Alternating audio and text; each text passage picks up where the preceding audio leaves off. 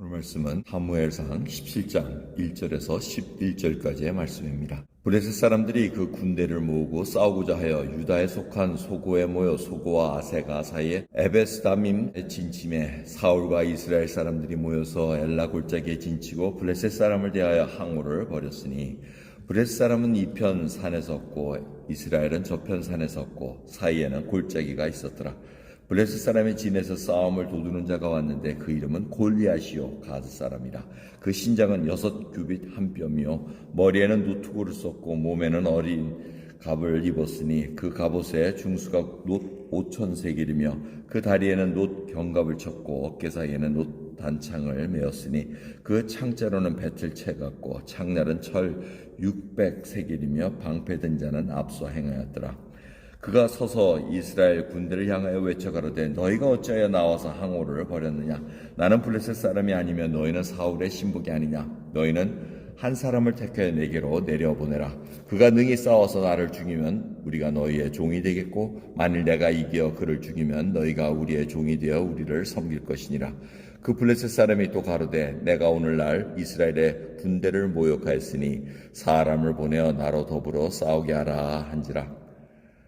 사울과 온 이스라엘이 블레셋 사람의 이 말을 듣고 놀라 크게 두려워하니라.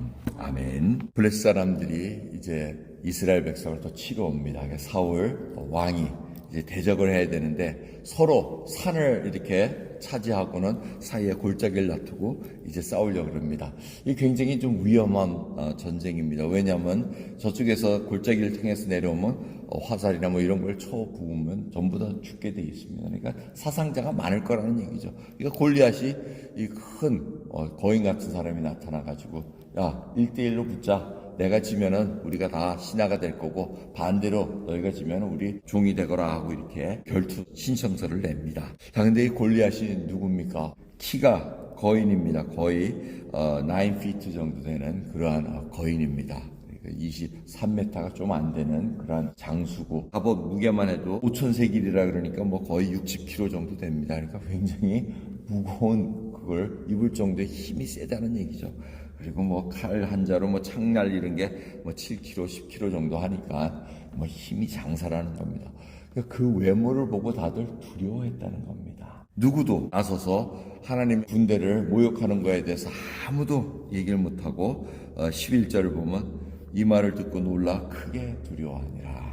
자, 오늘 말씀을 보면은 우리가 과연 하나님 앞에 살고 있을 때 우리 앞에 놓여있는 골리앗은 누군가라는 겁니다. 우리 앞에 놓여있는 어마어마한 그 무게감을 짓누르면서 우리의 삶을 짓누르는 그것이 무엇인가? 그게 있다면은 내가 왜 두려워하는가? 하나님을 믿는다 하면서도 그 두려워하는 이유가 무엇인가? 그 이유는 바로 하나님을 충분히 신뢰하지 않기 때문입니다. 이미 사울 왕은 하나님께서 버리셨습니다. 그러니 두려움이 생길 수밖에 없습니다. 하나님을 믿는다면은 그 뒤에 역사하시나 하나님을 볼 수 있는 믿음의 눈이 있어야 되는데 그 눈이 이미 가려워졌다는 겁니다. 우리도 마찬가지입니다.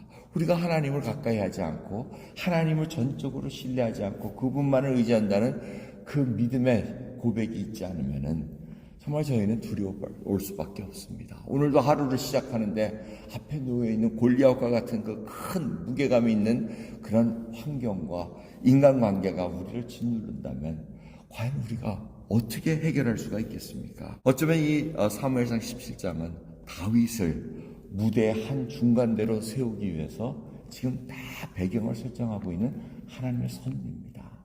여러분, 이 골리앗이 있다는 것은 우리 삶의 골리앗과 같은 어려운 환경과 정말 무게감이 있고 우리를 짓눌리는 것이 있다면은 불안하게 하고 두렵게 하는 것이 있다면은 바로 하나님께서 역사하시고자 하는 그 일을 우리가 준비하는 과정이 아닌가 생각해 볼 수가 있습니다. 나의 앞에 있는 골리앗이 무엇인가 한번 생각해 보시기 바랍니다.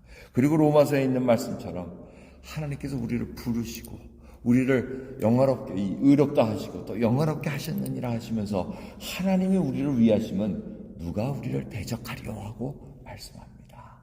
오늘 그 말씀을 한번 깊이 생각해 보시기 바랍니다. 하나님이 우리를 위하시면 누가 우리를 대적하겠느냐?